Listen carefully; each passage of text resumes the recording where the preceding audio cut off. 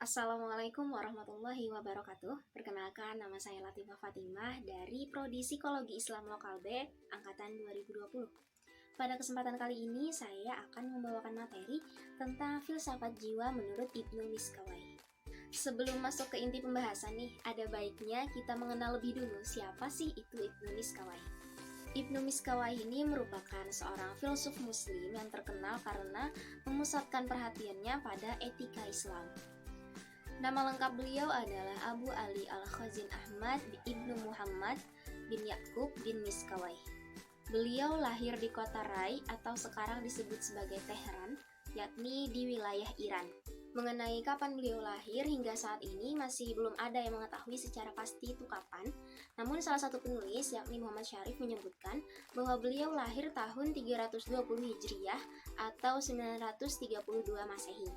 Dikatakan bahwa beliau berumur cukup panjang dan wafat di Isfahan pada tahun 421 Hijriah atau 1030 Masehi.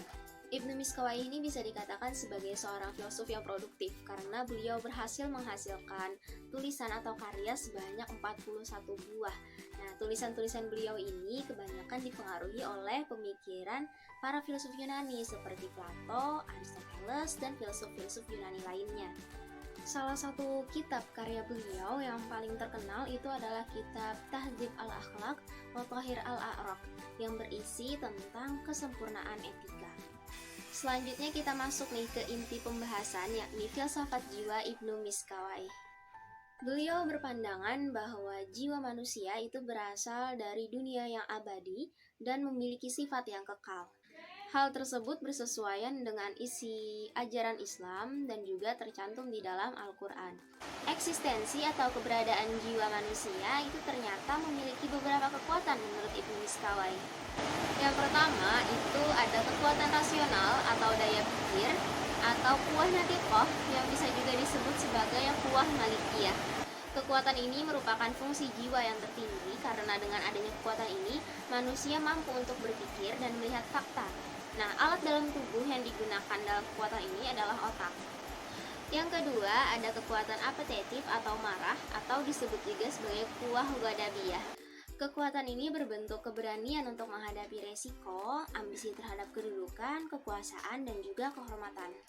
Kekuatan ini disebut juga sebagai kuwah subu'iyah atau daya kekuasaan. Nah, komponen dalam tubuh yang digunakannya adalah hati.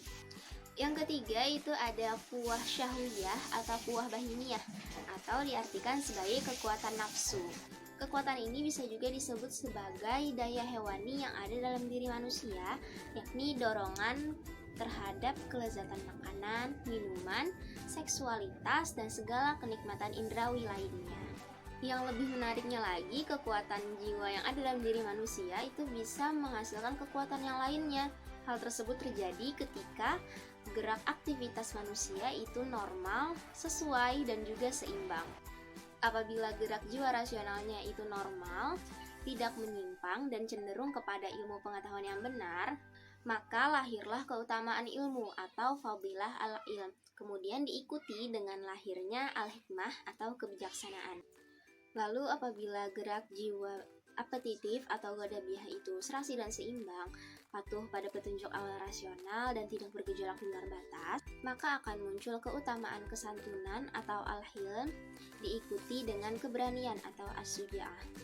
Dan apabila gerak jiwa bahimiyah itu serasi dan seimbang, dikontrol oleh jiwa rasional, tidak hanya tunduk terhadap hawa nafsu, maka akan lahir keutamaan kebersihan diri atau fadilah al-iffah disusul dengan lahirnya kedermawanan. Apabila ketiga daya tersebut berada dalam keseimbangan dan keserasian satu sama lain, maka akan lahir keadilan atau al-adalah.